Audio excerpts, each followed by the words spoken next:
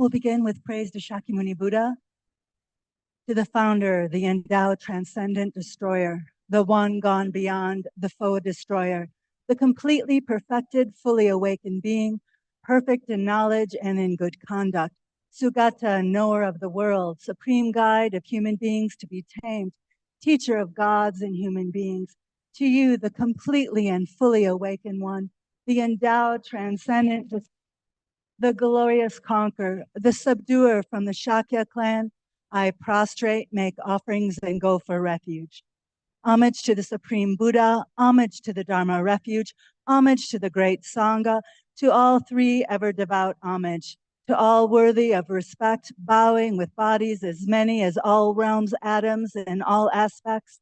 With supreme faith, I pay homage. Do not commit any non-virtuous actions. Perform only perfect virtuous actions.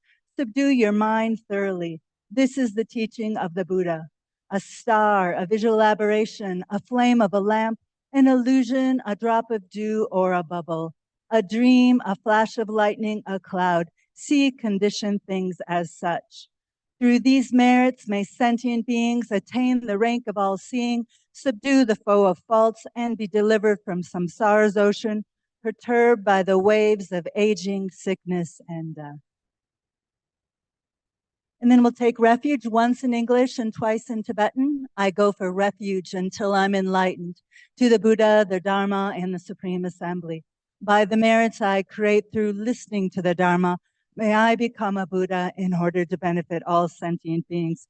Sangye chodan soki chonam la janchu bardu dagni chasu che dagi sonje sonagi Drola penchir sangye droba jo sangye chanda soje chana janju bhati dani chasu dagi chenje debye sonage drola penchir sangye droba jo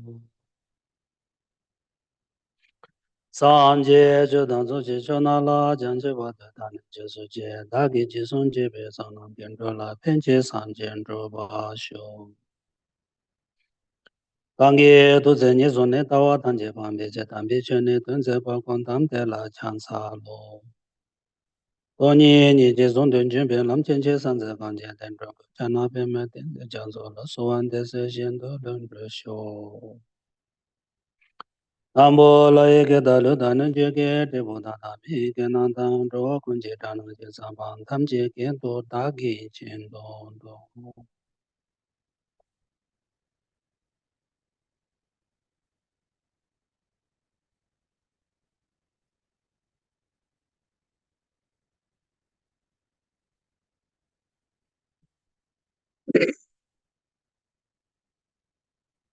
So now we are going to do the breath meditation for a few minutes, please.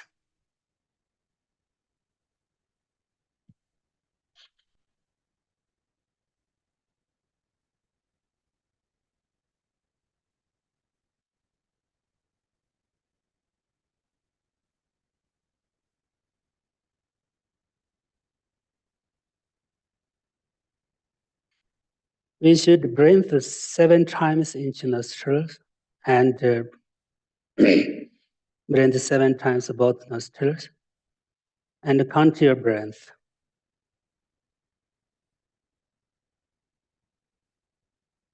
Watch your breath.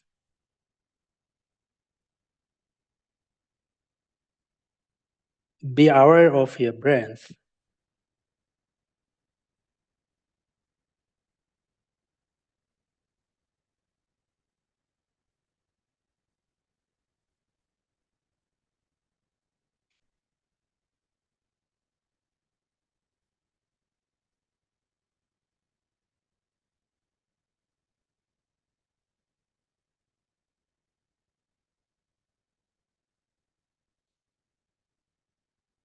Mindful on your breath. Watch your breath. Be aware of your breath.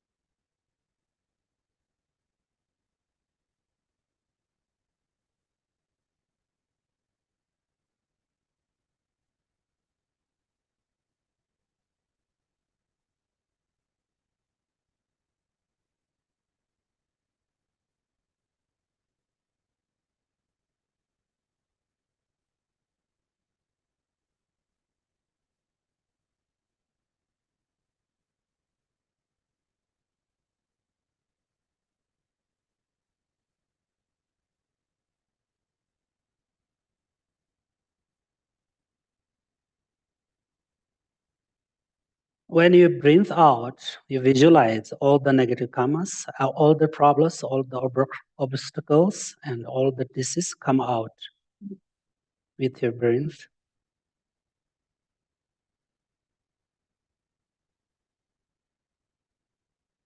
When you breathe in, you visualize, receive bodhicitta, compassion, and all the good qualities from Buddha, Dhamma, Sangha.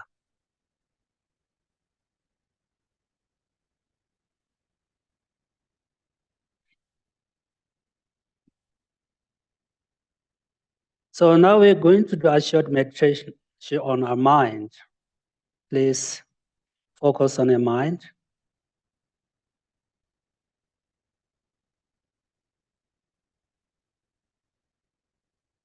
Where is our mind?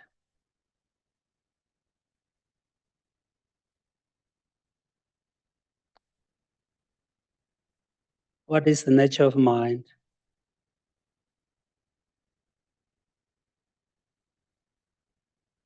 What is the reality or ultimate nature of mind?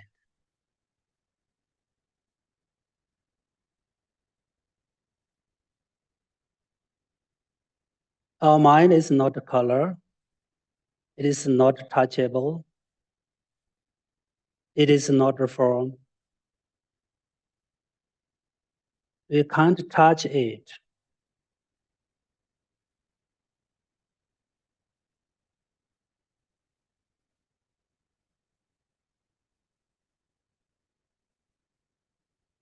We should take care of our mind.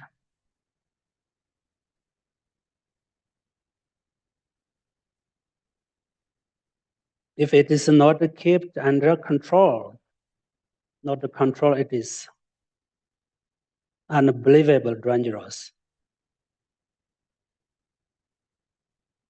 Because of it is very clear in our life.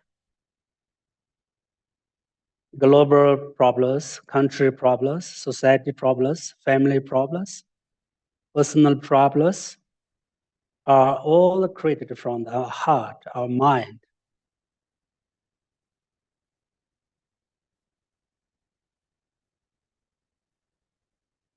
Therefore, it is necessary to practice keeping the mind under control.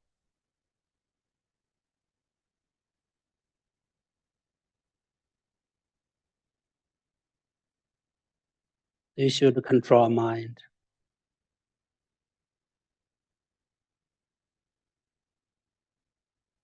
So that we can bring peace to us in our lives, in our family, in our country, and especially in this world.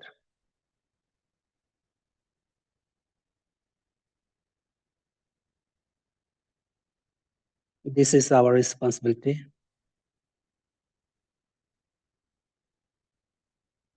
How we should understand Buddha nature. We should realize Buddha nature.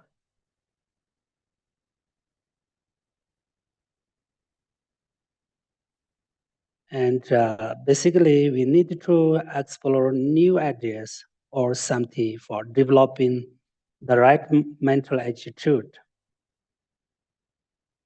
And we need to expand our mind, this comfort zone, to be as the ocean.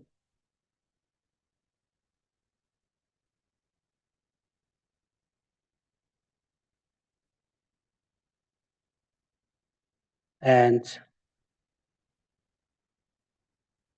we ask some question ourselves. Who am I?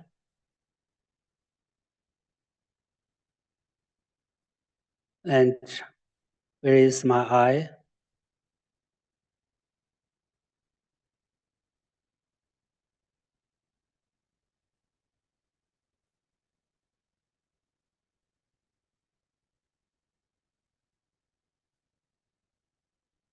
We are lucky at that moment with what is clear mind and a healthy mind. So we need to use strong mind and powerful mind on the right way in our daily life. This is very important.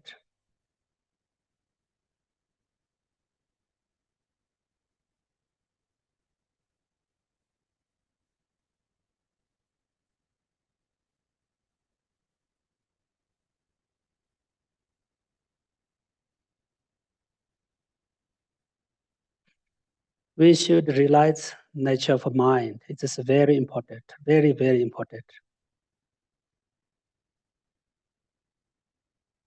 What is our mind? Where is our mind?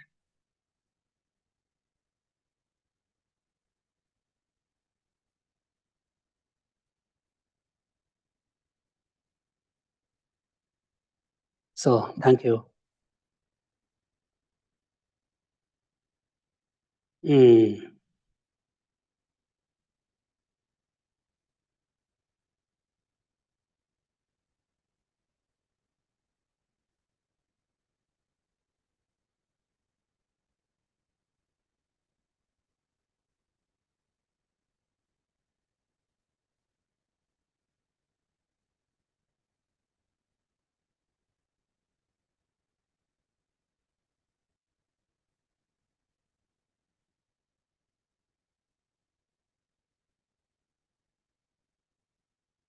So last Sunday, I talked about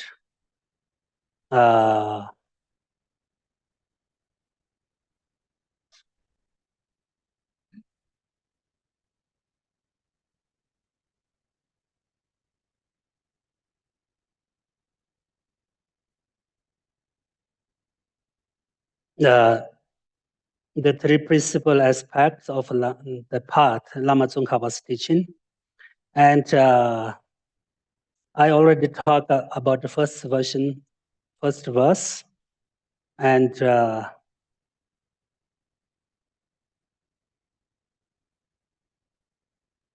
yeah, first, whatever we should understand,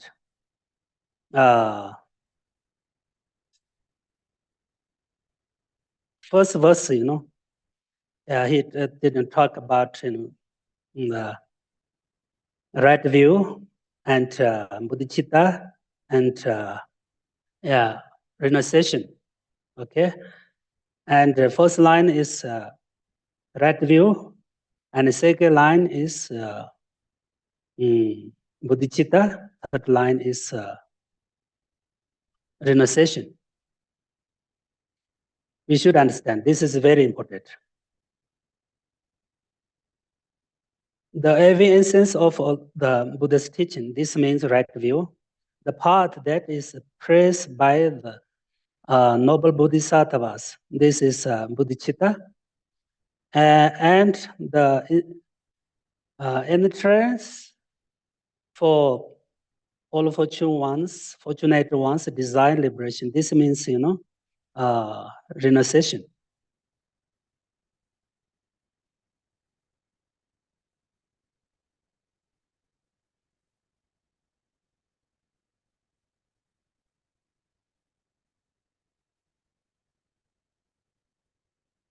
The meaning of it, the second verse concerning bodhicitta, bodhicitta is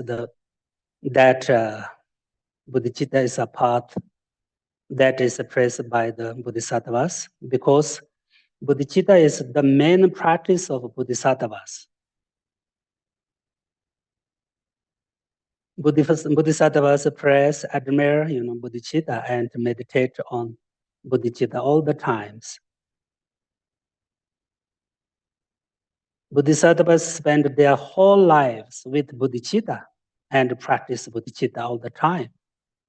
That's why bodhicitta is the path that is praised by all the bodhisattvas.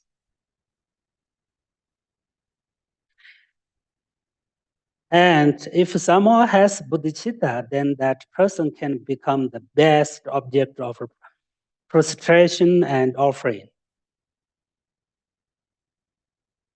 And can be protector and teacher and best, object of prostration and offering. And bodhicitta is the main seed of enlightenment. And bodhicitta creates excellent harmony of mind and a most powerful mind. And if we engage in the practice bodhicitta seriously, everyone can respect you, everyone trusts you, and everyone wants to take care of you. So that is a happy life, and that is meaningful life. So we should understand that bodhicitta is the main, in the trance of the Mahayana path. In the trance, it's a door, entry, And if we generate bodhicitta, we get onto Mahayana path. We should understand this is very important. If we have bodhicitta, then we are bodhisattva. And bodhicitta is the main door of Mahayana path.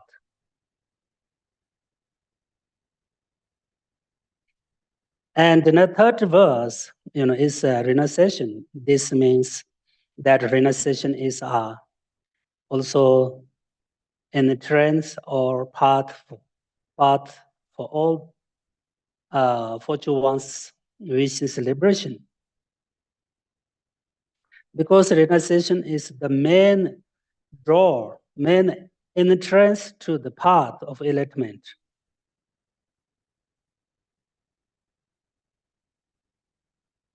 When you have genuine renunciation, then you have a path.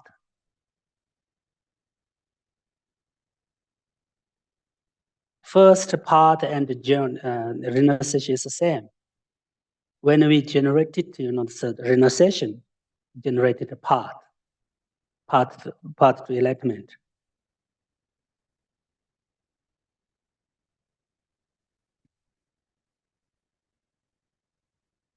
So when we have a genuine renunciation, then at the same time we can enter the path of enlightenment.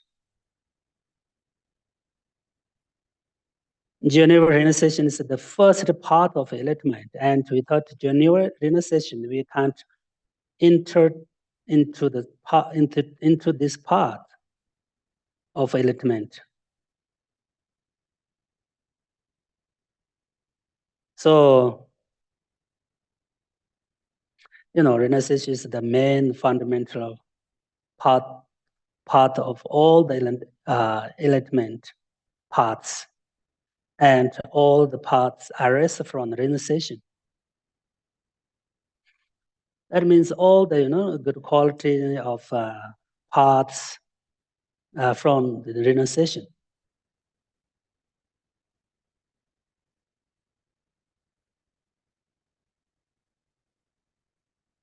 This renunciation means we have renounced samsara or renounced this life.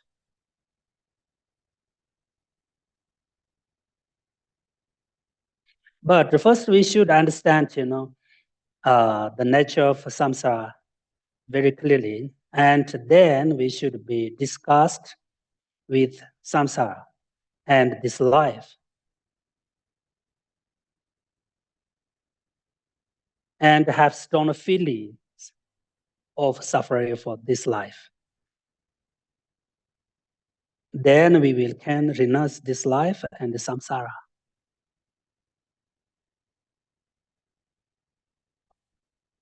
As I mentioned that before, renounce means control attachment to this life and temporary happiness. Make less attachment and try to control attachment. As a Buddha was a priest and was born in a very rich family, but he had everything in his life, but still he was disgusted with his life. Why? Because he recognized very clear nature of our life. He already recognized and realize and suffering of born and suffering of the birth, suffering of the changes, suffering of an aging, suffering of death, suffering of sickness. So he was renounced his life, and he was ran away from his family.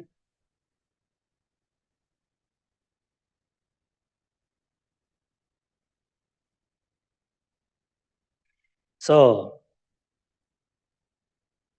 and he renounced this life and engaged in a spiritual path.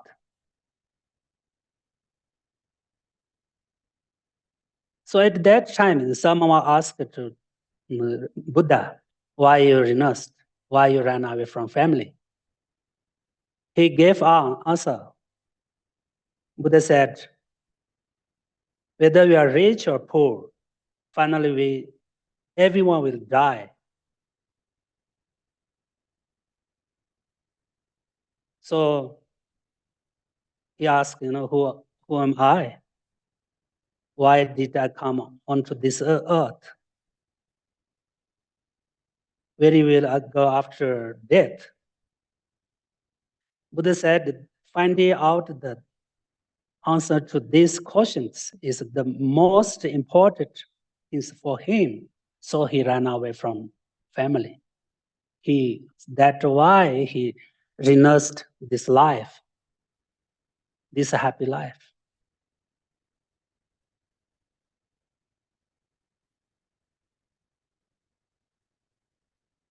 Yeah, so he was, renounced everything.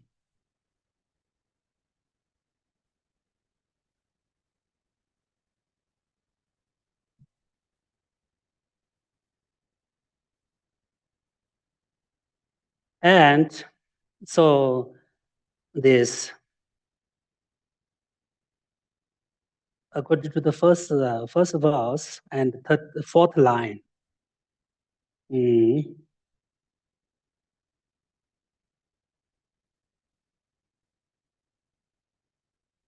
the fourth line is, a content or is commitment. Commitment by Lama Tsongkhapa. That means Lama Tsongkhapa had promised to completely write the three principal aspect of path. That means here, in Tibet, in English translation, the best of my ability I shall now set forth. That means commitment. So he said, I tell you about these three principal aspects of a path as much as I can. And this teaching, indicated he was a very humble and simple practitioner.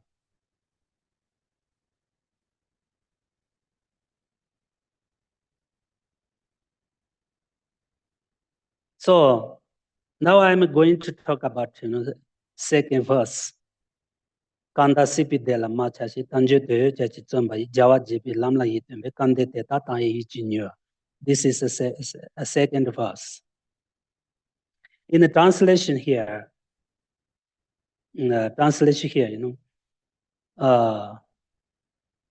you who are unattached to samsara pleasures and strive to make full use of the freedoms and advantages. You who follow the path, enlightenment, all the Buddhas, fortunate ones, listen well, with a clear and open mind. This is a second verse. In the second verse, the first line tells us not to be attached to temporary happiness of samsara, unattached to samsara pleasure. Kanda sipi de la machashin. This is very clear. He tells us not to be attached to temporary happiness of samsara, and don't be attached to suffering of change. According to the Buddhist philosophy, suffering of change and this contaminated happiness is the same. Contaminated happiness and happiness of this life is the same. So we attach to suffering of change and contaminated happiness. That means we attach to the happiness of this life and the happiness of samsara.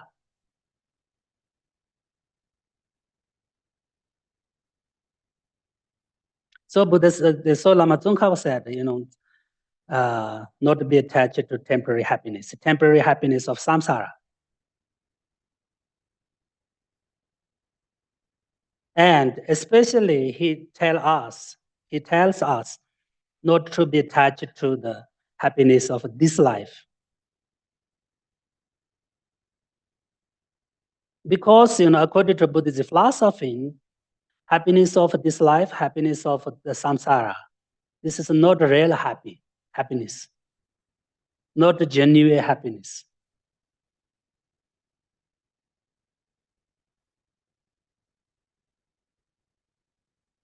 It is a temporary happiness.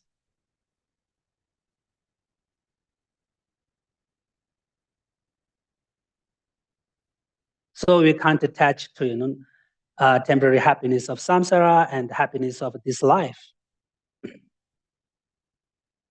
All temporary happiness is the suffering of change.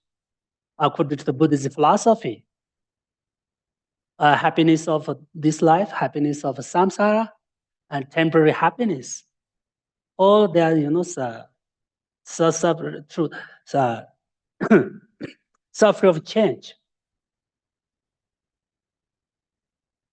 Temporary happiness and the happiness of this life, happiness of samsara, and suffering of change, same.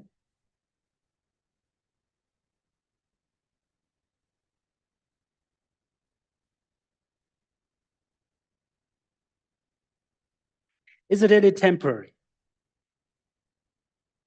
This is no happiness for long lasting, not long lasting happiness.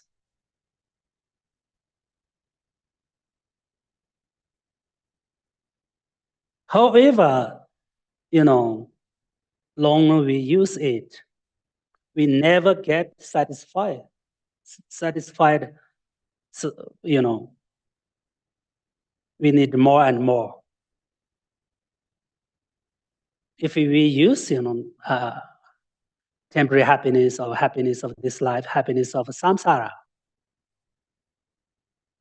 we never get satisfied. We need more and more.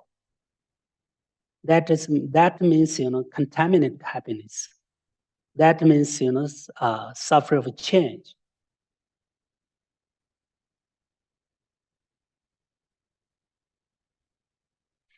And then we can't control ourselves from wanting this temporary happiness of samsara.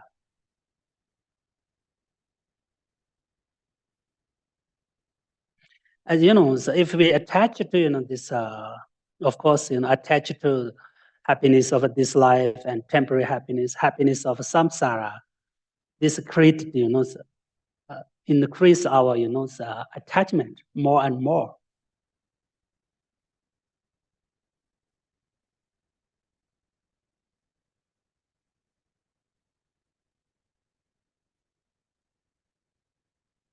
If we don't attach to happiness be temporary, so increase our attachment and our ego and selfish.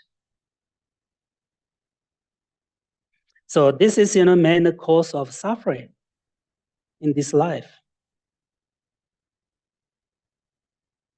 And this attachment brings all the problems in our lives. Really, it's very clear.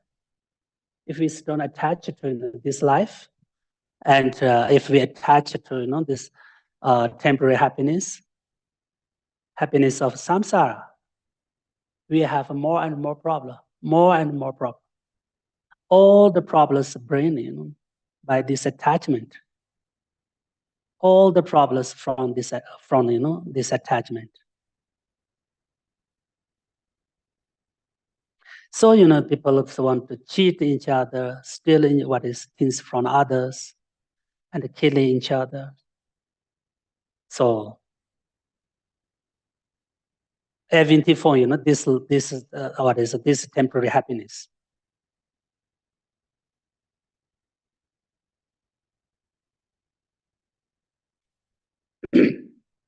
And so we should understand what it means suffering, what means suffering of change, what is the main cause of suffering. This is very important, very, very important.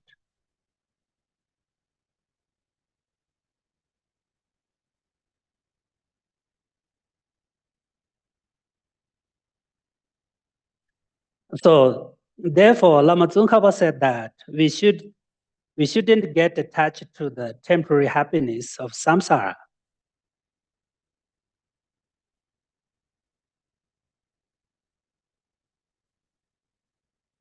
This is very important. And Kadamba Master's Lama Tsongkhapa, he said that attachment towards friends churns like water. Hatred towards enemies burns like fire. Through the darkness of ignorance, one forget what to adopt and what to reject. To abound one's homeland is the practice of bodhisattvas. This Kadamba Master said that we need to give up attachment to our homeland and family. That means we should control attachment to our family and our home.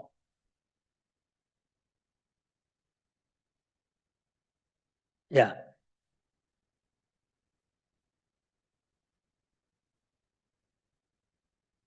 And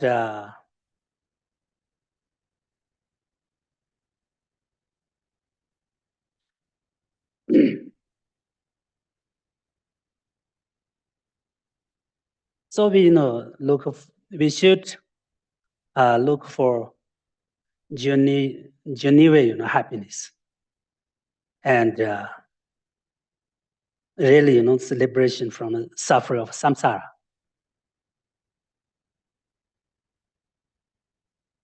This is very important.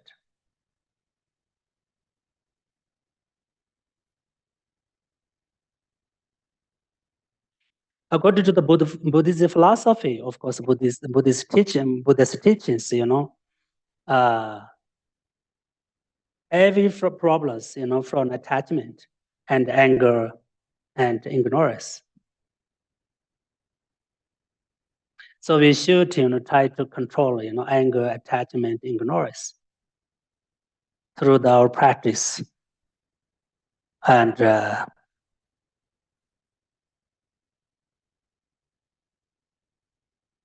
first we learn, first we listen and learn and contemplate, and then meditation.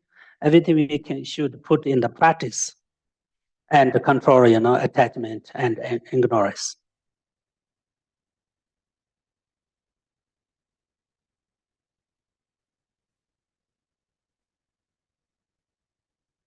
As I mentioned that before, if we practice to be free from three evil realms, hungry ghosts, animal, and hell realms, that is really Dhamma of lowest scope.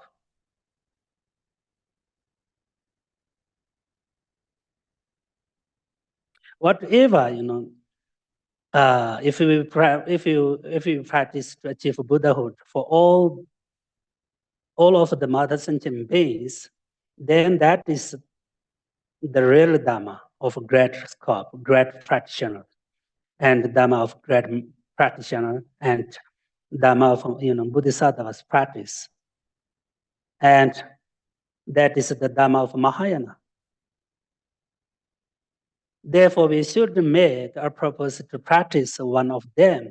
We should practitioner one of these practices of our practice. Then our practice could be perfect Dharma or pure Dharma.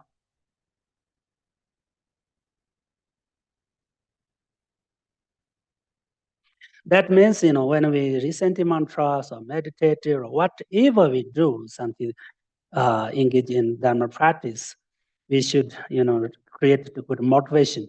This is very important. You should be practice, benefit for all of the mother sentient beings.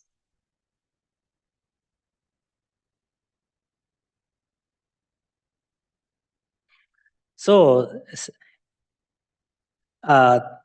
second line tell us that we should make a meaningful life. Lama Tsongkhapa said.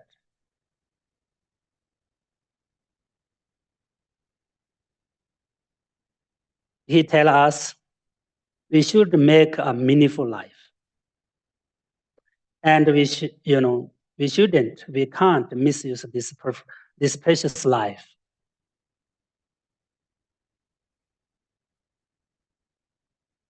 And we can't waste our precious life. So we should understand what is the meaning of a precious life. What is the meaning of precious life? Buddha said, if you can help others, you must help. If you can't help others, you do not harm to others. Buddha said, this is the meaning of meaningful life. This is a meaningful life.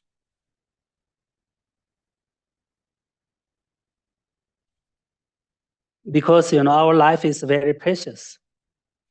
Because we are human beings. We have human ability and we have human wisdom. So if we can do something for others, we can do, we can have.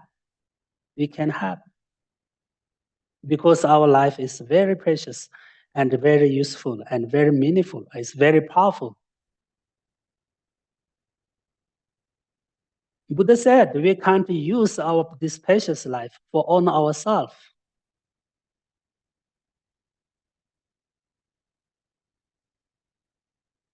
This precious life we should use for others' happiness. This is a meaningful life. This is a happy life.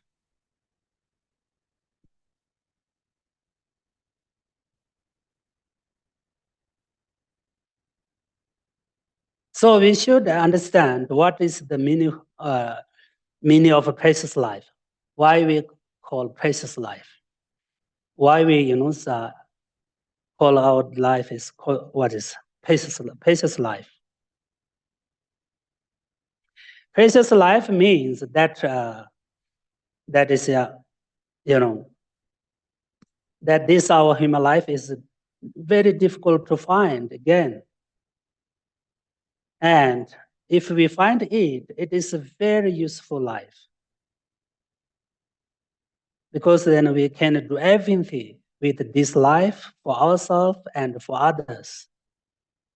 Another reason, for example, is that if we practice seriously for even 1 minute, we can create a lot of good karma and accumulate a lot of merits with this our human life. So we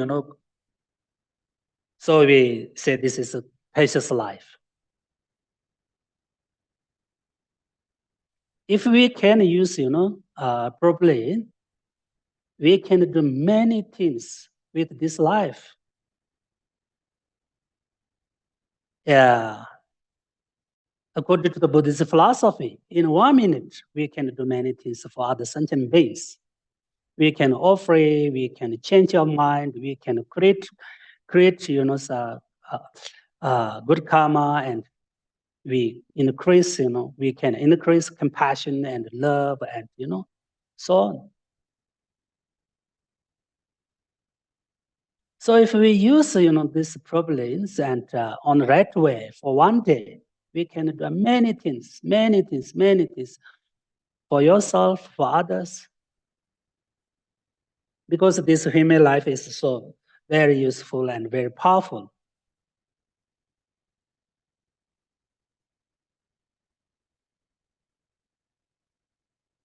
So we call it this is the precious life.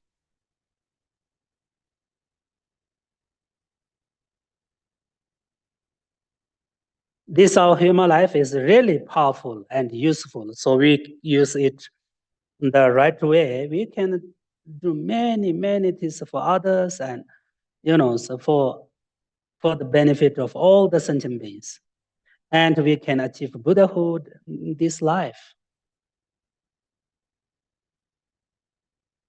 Really, it depends on an individual. It depends on ourselves. If we really practice hard and enough, to develop our mind and change our mind for better, we can achieve liberation in this life.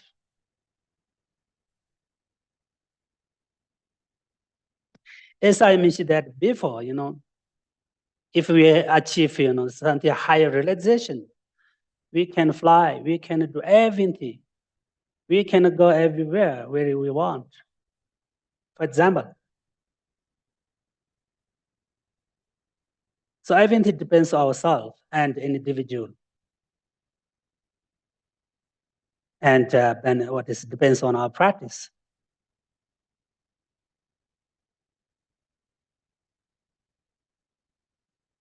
So we call when this life is precious. We can do everything for this life and next life, and we can do what is practice for achieve Buddhahood in this life. So we call this life is a precious life. And this is very difficult to find.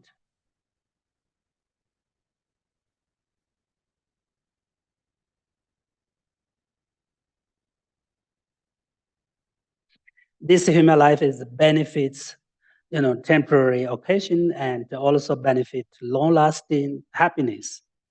This means with this our human precious life, we can achieve all our dreams, and we can make meaningful life and a happy life.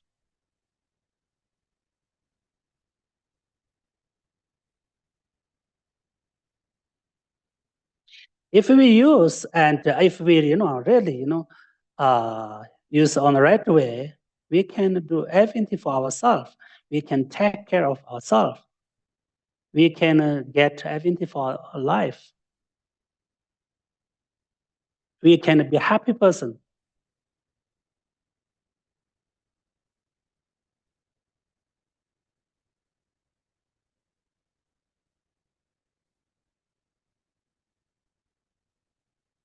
So, as I mentioned that before, so and with this life, we can achieve liberation from the samsara, and we can achieve Buddha.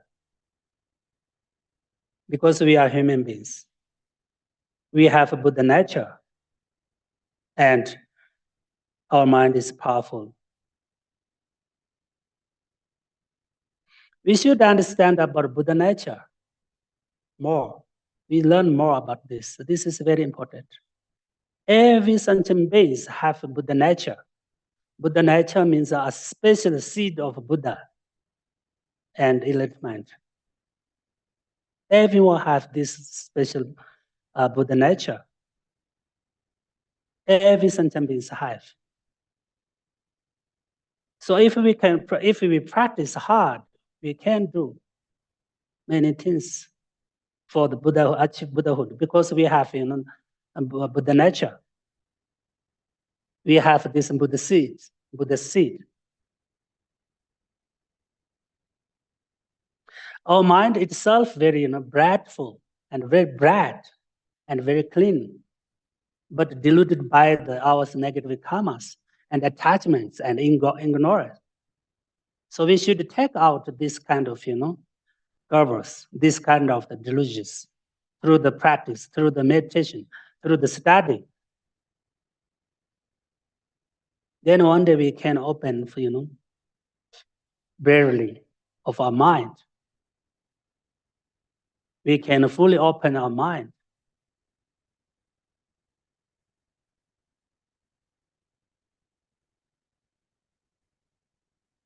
So anyway, now this third and fourth lines tell us we are who interested in Buddha and Dharma. So we are very lucky. We are interested in Buddha Dharma and believe Buddha Dharma. So we are very fortunate and so lucky.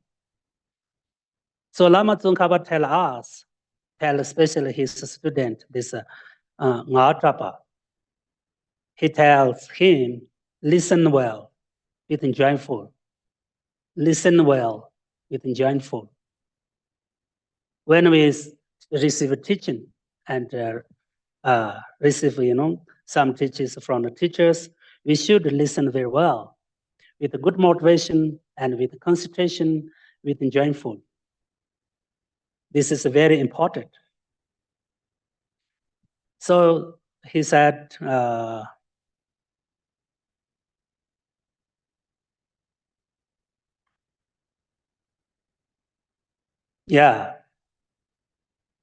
who followed the path, delighted all the Buddhas and fortunate ones, listen well with a clear and open mind.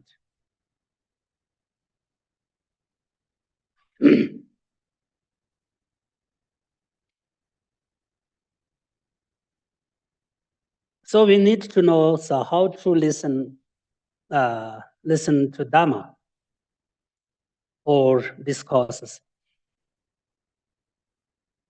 If we listen with, not paying attention to the teachings and a pot turn over upside down. If a pot or cup turn over, we can't pour water in this cup because it is in turnover. That we need to listen very well with concentration is very important. That means if we turn over one cup, we can't put water inside, isn't it? So we should listen with concentration and joyful and with faith. It's very important.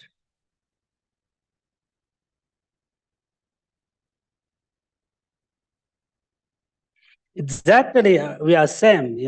If we listen from one's ear and let come out from another ear, then we can't improve. We can't keep in our mind. So Lama Tsongkhapa said, you must listen well with joyful and with concentration. If we receive some teachings with bad motivation, it is not beneficial for others. It becomes dirty by the bad motivation. This is the same like a dirty pot, dirty cup. We can't drink water from a dirty cup. Exactly the same if we receive some teachings from a dirty mind and bad motivation.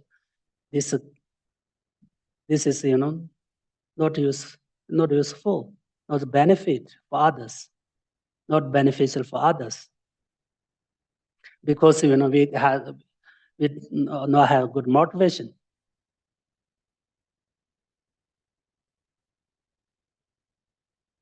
Example here, if we put some water or milk or whatever, we put in the dirty cup, dirty pot, we can't eat, we can't drink. Exactly the same. if you listen and reach some teachers from teaching, so with your bad motivation, you can't use it. It is not benefit. Because diluted by what is dirty one, diluted by the, bad motivation.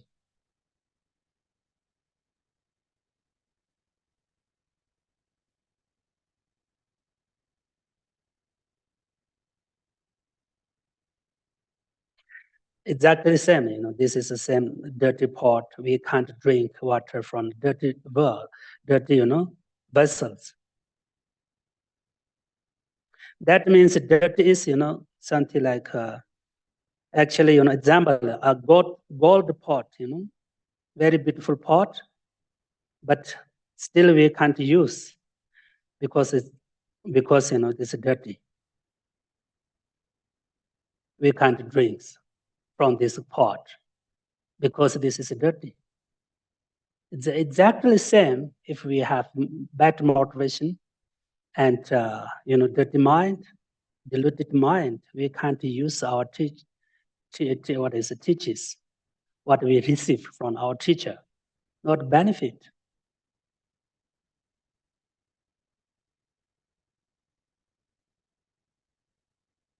So Lama Tsongkhapa said that that we should remove the three faults of when we listen to Dhamma. There are three faults.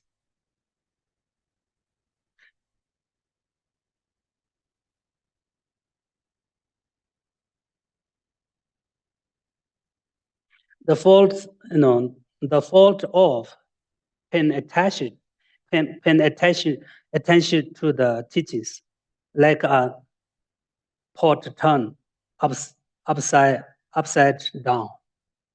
Yeah, this is one's fault. Fault of retaining the teaching is one's mind, like a pot which is, leaking or whole.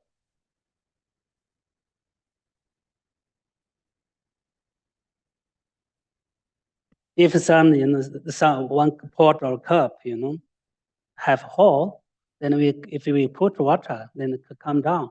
It's leaking, so can't keep inside. Exactly the same. If we don't have, if we don't have a concentration, we can't keep in our mind. Listen here, go from here. We can't keep, we can't develop, we can't develop our knowledge.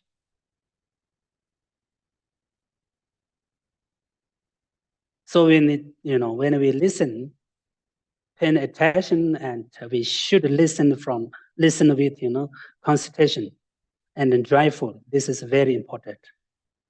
Third one's, fault of, having a diluted mind, like a dirty pot. We should give up these three faults when we listen teaching, when we receive teachings. We need good motivation, we need good concentration, and paying attention. Very, very important. If you have a good motivation, then you can be beneficial for others. And if you have a concentration, you can keep in your mind and you can develop. If you have a joyful, happy with, happy to listen, you can listen, you want to listen again and again. This can, motivator to practice again and listen again.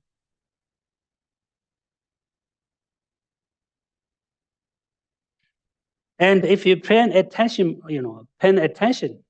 then you can understand well. So Lama Tsongkhapa said, you must listen well.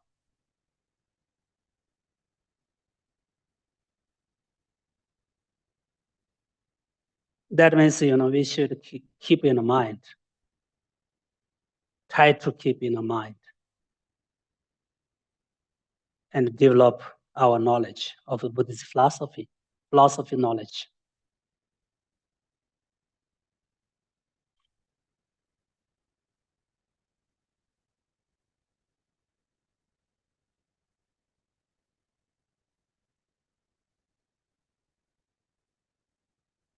And so now I'm going to this third verse. Nanda ngenjo me pa senso yi dende to ni si thame la sila kamba yi chulu jena kune chichi thoma ngenjo tsar. This is the first third verse.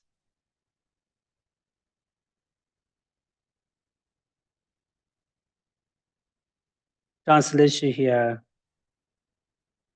Well, is lacking pure renunciation. There is no way to pacify this continual thirst for pleasure in the ocean of samsara. And since all living beings are bound by their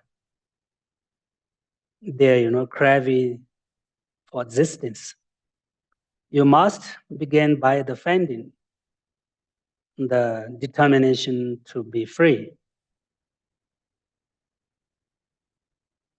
There's here also talk about renunciation.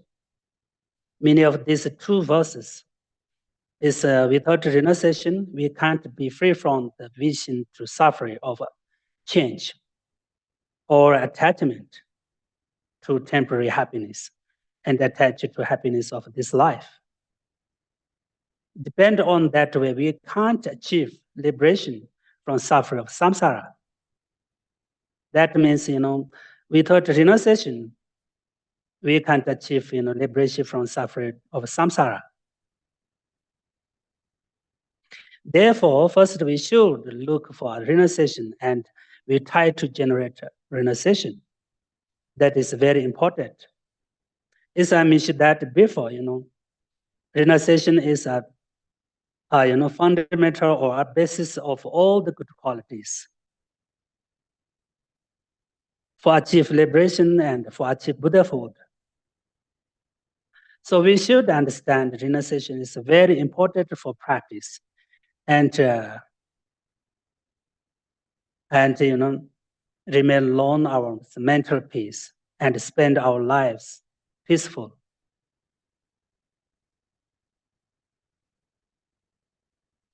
As I mentioned that before, we renounce means every stone's wish to achieve liberation from suffering, from samsara.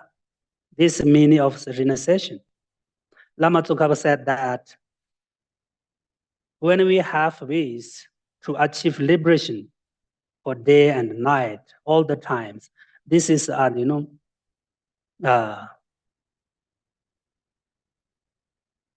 this is a time of where you have generated renunciation. That means,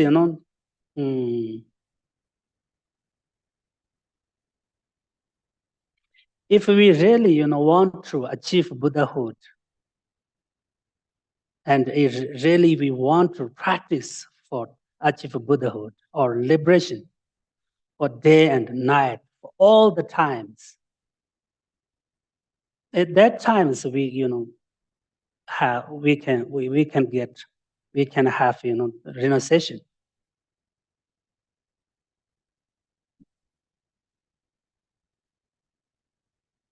That is the meaning of the renunciation. Renunciation means attachment to this life, and very strong wish to achieve liberation. All the times, this is the meaning of renunciation. Renunciation means not run away from our family and our friends and our home. Renunciation means control attachment to this life and temporary happiness and contaminate happiness, and develop wish to achieve liberation. This is the meaning of the renunciation.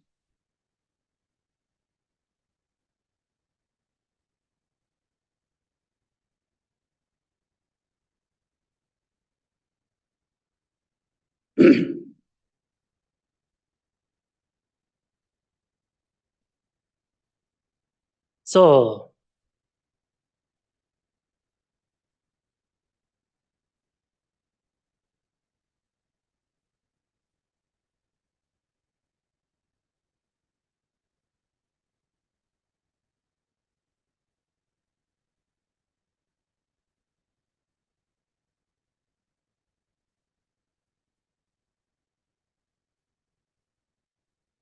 and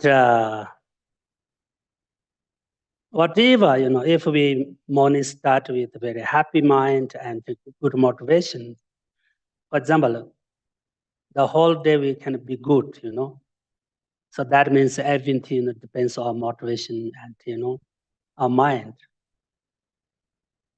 So life is very short. We can't waste the times with, wrong people and with wrong things. Life is very short, so we can't waste the times with any wrong, fantasies.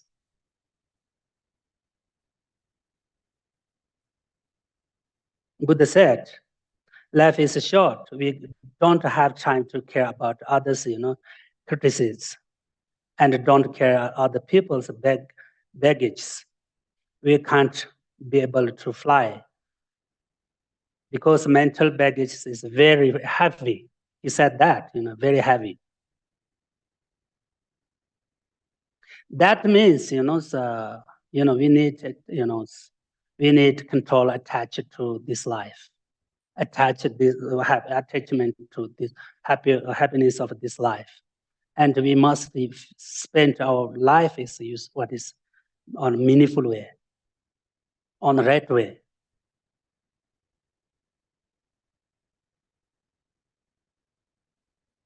Our life is impermanent, it's just, momentary change, change, instantly, If past a few minutes, we can't back.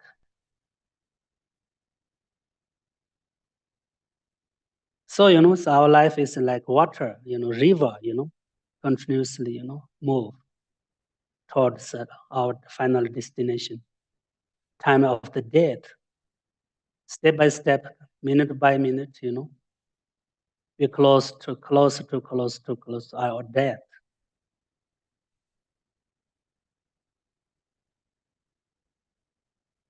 So we, it's very strong attached to this life and, happiness of this life, temporary happiness, friends, families, This, is a very big problem. This is the biggest obstacle to practice and learn and develop in a pace, develop your practice.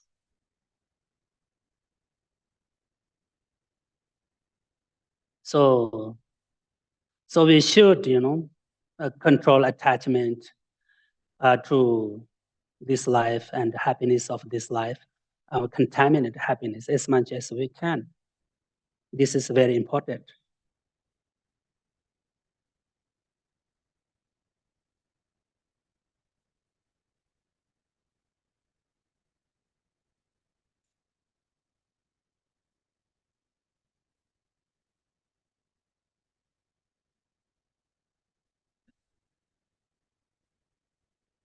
So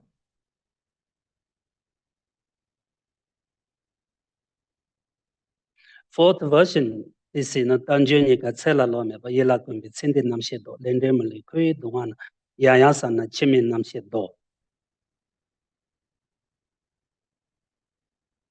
In the fourth verse, in the first line, Tanjuni ka tsela lo me ba. That means, Lama Tsongkhapa said, our life is very difficult to find.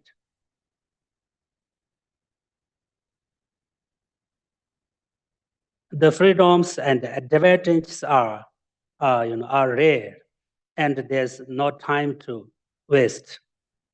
Reflect on this again and yet again, and dispel attached to this life and attachment to your future lives. Contemplate contemplate repeatedly unfolding effects of karma and the suffering of samsara. That's the meaning of this, this verse.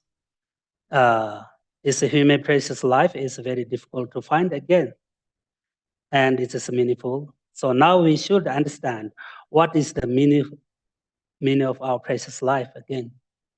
Our human lives are, complete in that. This means our life, contain, 8 freedoms and 10 endowments. 10 endowments. So this is, unbelievable, precious life and useful life.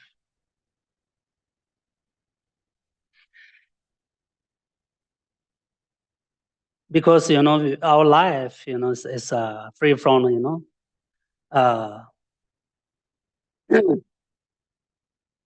free from hungry ghosts, free from animals, free from herons, and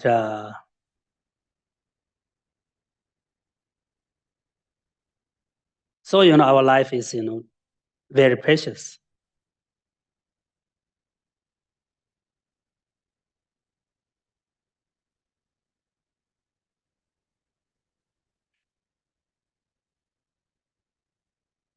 It is very difficult to find according to the essential nature of human life. It is very difficult to find according to the course of human life.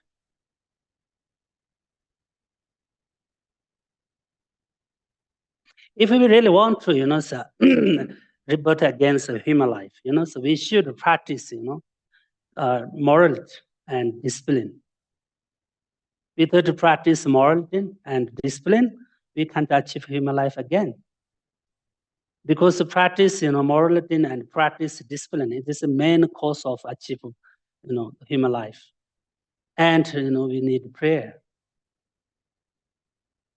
This is true, unique or special cause of human life. Practice, discipline and practice prayer. So this means, very difficult to find according to the course of human life. We need to, create this kind of course, practice, discipline and practice, prayers.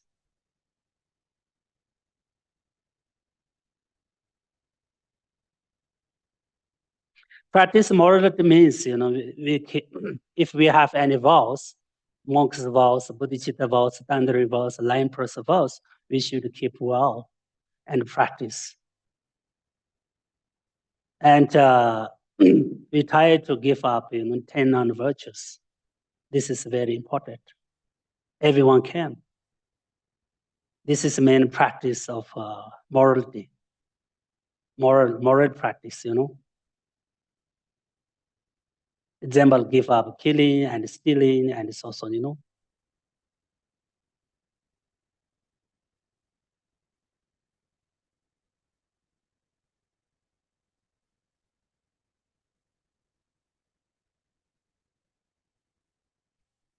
So,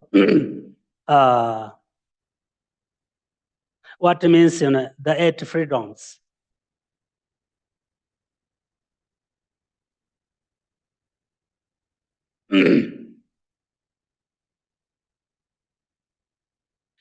First one is not hold the wrong view.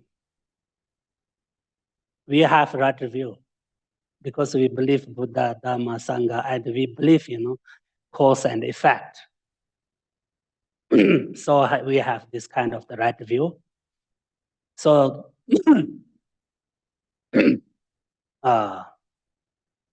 not hold any wrong view.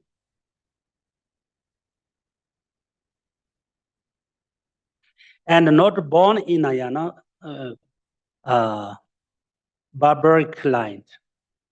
Barbaric land, yes, I don't know.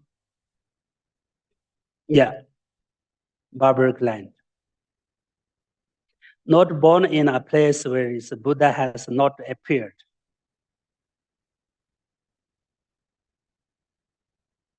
and not born as much as, full. We are not full, mood or full. We are not, not born as mood or full.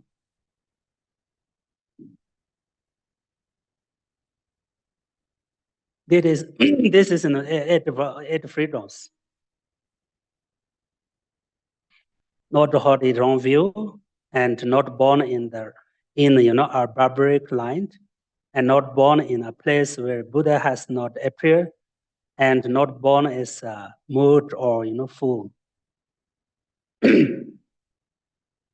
We can speak, we can understand, we have 5 senses, so our life is very completely, and and we are from free from animal state and hungry ghost state, hellram states. So our life is precious.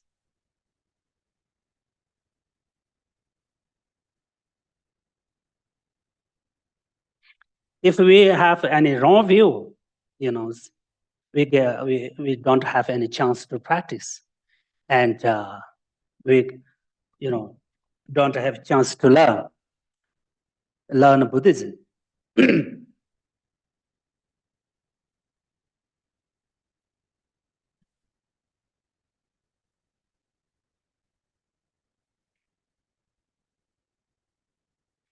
And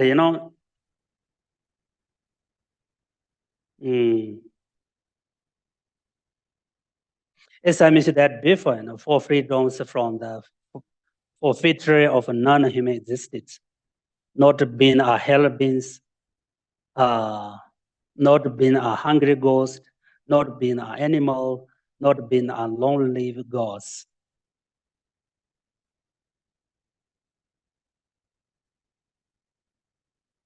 So so that means that's why our life is precious. Our life is meaningful. Our life is powerful.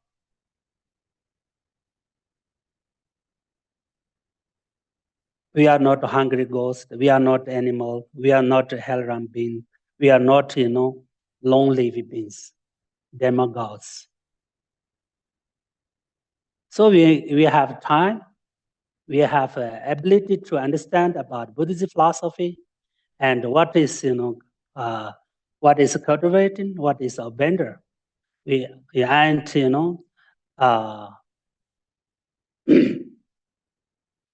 so that's why our life is, precious. Our life is meaningful.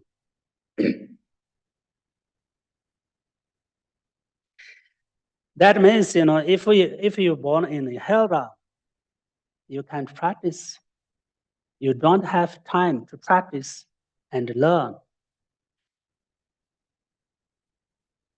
Totally, controlled by the suffering.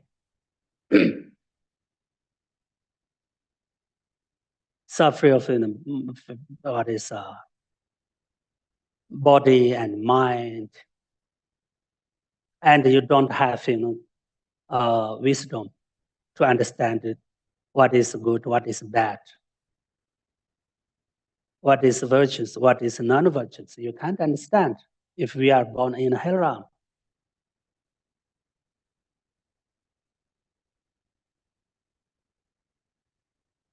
And the suffering of cold, the suffering of heat, suffering of so many sufferings there. We can't remember practice.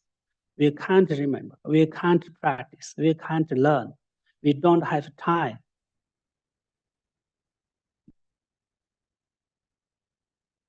Of course, if we born in a hungry ghost, state, always hungry, thirsty, we can't remember Dharma. Suffering of thirsty, suffering of hungry.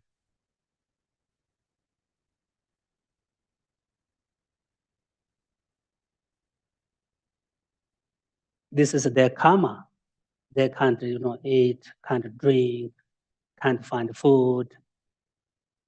Always hungry.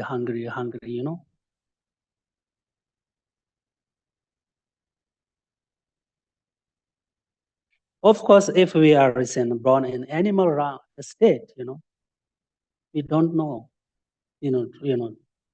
what is bad, what is good, what is cultivate, what is abandon. We can't understand.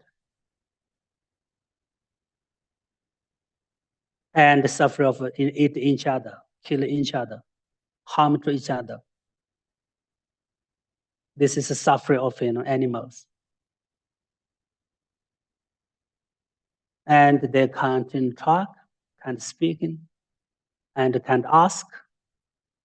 When they get something problem, but they can't ask to people and ask to others. They are mood, they are full, so they can't talk, they can't speak. Suffering of ignorance.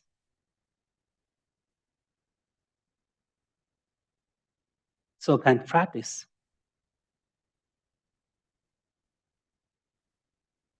So anyway, now I'm stop here. So if you have any, ask me a question.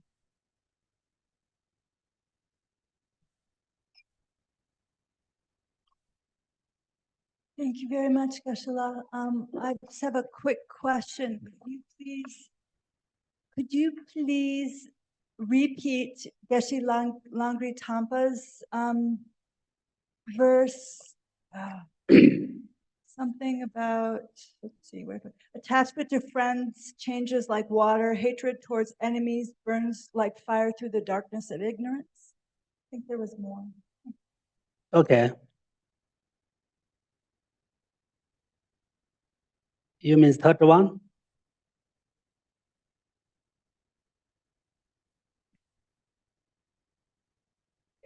The second and the third verse. When you were teaching on the second verse. Oh, yes. Attachment towards friends churns like water. Hatred towards enemies burns like fire. Through the darkness of ignorance, one forgets what to adopt and what to reject. That is. Thank you very much, Geshe. Nancy has a question. Thank you, Geshe. Could you talk more about, you mentioned renunciation, and just elaborate a little bit on how that means you don't have to give up your family, your friends, your home, your work. It's not going into a cave, right? Yeah, It's yes. living in this life, like the middle way, I guess, yeah. Actually, this middle way also, in Lari Tapa said that, give up homeland. It is, practice of bodhisattvas. But that means not, that means, not run away from family and home and homeland. That means we should control, attach to family and homeland. If if you go somewhere far and in a cave, with attachment to your family and land, this is not renunciation. And we should control in our mind, control attached to land, home and hometown and, family. So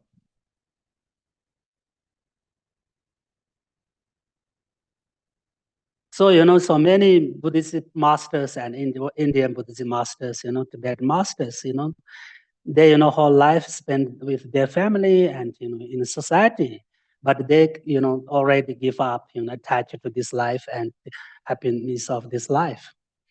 So that means, renunciation means, we don't need run away from family and home. We should control ourselves, control attachment to this life and this happiness of this life and samsara. Yeah. Geshe, just based on Nancy's question, I think in the West, this culture, sorry, there's so many cultures here, but anyway, we are so extreme. We tend to be real extreme, where it's all or nothing. And oftentimes we forget that it's a practice of the mind, you know? Anyway, I just wanted to say that. Any other questions here? Renunciation. You know, it's not on the outside, it's what's going on in the inside.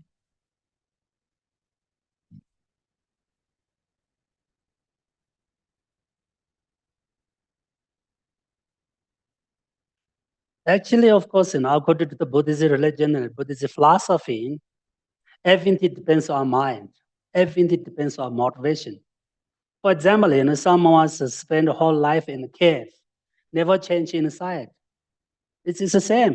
Whole life you live in a cave, spend in a cave, in a remote area, but it is meaningless. Without change yourself, without develop yourself, and without renunciation from your heart, it is meaningless. Especially for bodhisattvas, they practice, in a society where there are more problems. They come to there, they go there and practice. Because, these problems and this life best condition for our practice and develop compassion and develop bodhicitta and develop patience. But at beginning, for those who beginner, we need good place, quiet place, and this is also important because we are beginner. Yeah. Yeah.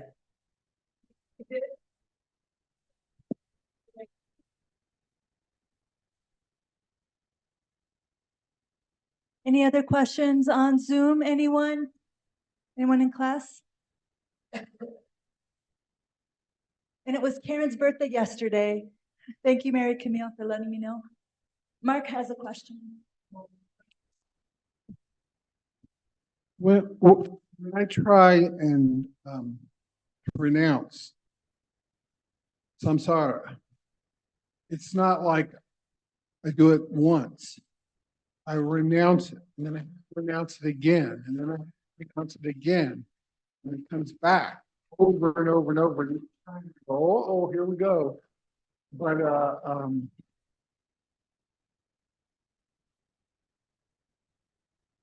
it's just frustrating to not, for me, to have to do it over and over and over and over and over.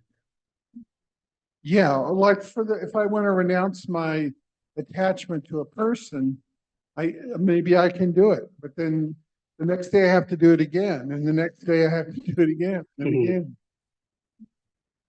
Yes. This depends on your practice.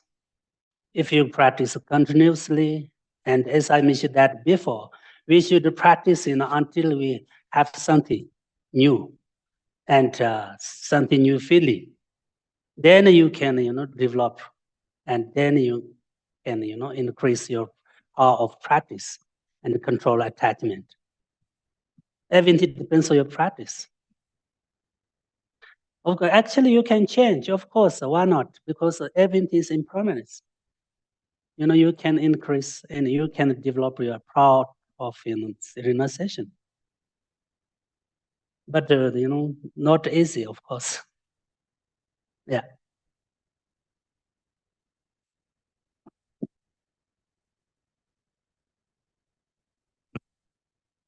Thank you, Michael. Please. Question online. Geshe, I'd like for you to say something more about the term precious human rebirth. We use that term all the time, but it seems to me like if I come back in the realm of hungry ghost or the realm of animals, or if I come back in the realm of gods or demigods, that those are also precious lives. And can you say something about what that actually, what can you be more specific about how we define the term precious when we apply it to our own human rebirth? Okay. So our life is very precious that according to the Buddhist philosophy, we can achieve, if we practice enough, we can achieve Buddhahood in this life. and achieve liberation from this life. Why? Because we have special wisdom. This means human wisdom. This very powerful and this very, very useful and very special one. Because, we know, we recognize, we can realize what is good, what is bad, what is benefit ourselves, what is not. We can choose, we can realize. And also, as I mentioned that before, human life is very powerful and very useful and very precious. Because if we use on the right way, we can do everything. Who can do that? For example, this is, everything possible. We can do everything for ourselves and for human beings, for non-human beings, for others, for ourselves. We can do everything. One person can change this world. One person can destroy this world. One person can, create, peace world, peace society, peace family. One person can. Because this is precious life. But we should use on the right way. This is most important. We should understand. In this world, so many, these are the problems. Of course, they're created one person, two person.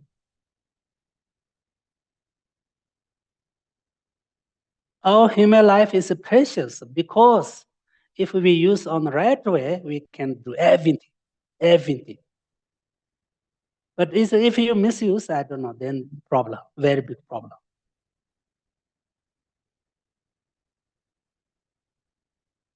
And especially our life is precious, means we have a good teacher, we have a good religion, we have many Dharma brothers and sisters in our society, and we have five senses. Well, we can listen, we can see, we can understand, everything fine with our life. So this is precious.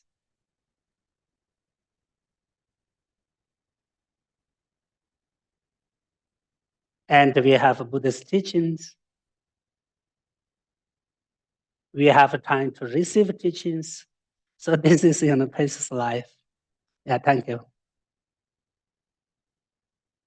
Thank you, Geshe. That was beautiful.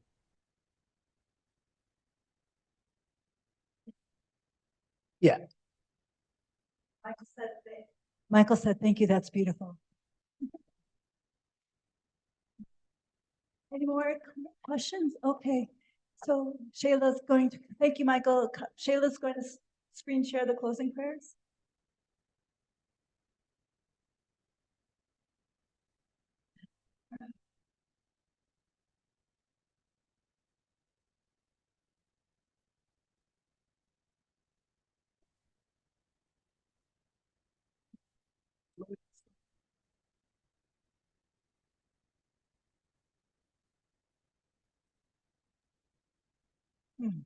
Mary, there's a possibility this didn't work. My computer got stuck in prayers earlier, and then I got kicked off, and then Shayla's computer got stuck, and now it looks like it's not working right now.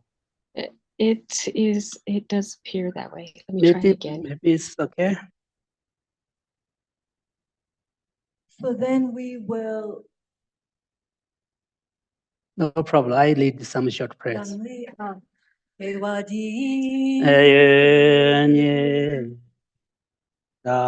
Lama Tsongkhapa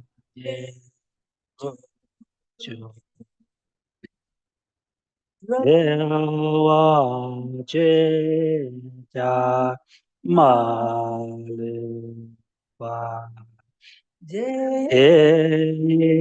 Esa Gopa Sho Anju Rembo Che Ma Che Pa Na Che Je Che Wa Nyam Pa Me Pa Ya Ko Ne Kon De Pewa Sho Ganri Rawe Kawin Shin Kandi Penda Dewa Mate Joye Jere Senwa Tenze Jagoye Jabe Senta Pato Tenju Chi. And then we pray for Lama Zopa Rinpoche's swift return with all of our hearts and our minds and the strength of our practice. We also pray for the long lives of our teachers. We pray for the long life of Geshe Sherab and Geshe Dhondup. Thank you so much, Geshe. Jisinanga Nepa Dandroa, Jisine Jiba, Desi Dani Nijin, Droe, Donga Sewa Sho, Njambe Pawa Jita, Chimbanda, Kundi Sambu, Tia, Desi, Teda Kunji, Jisida, Gewandi, Datam Jira, Dungo, Chato Kola, Ju Jaboto, Jito, Keba Sambu, Sanjeto, Kala Kandi, Dele, Tumba, Jirisela, Chatsalo, Omani, Peme, Homani, Peme, Homani, Peme, Homani, Omani, Peme, Homani, Peme, Homani, Peme, Homani, Peme, Homani, Peme, Homani, Peme, Homani, Peme, Homani, Peme, Om mani padme hum. Thank you.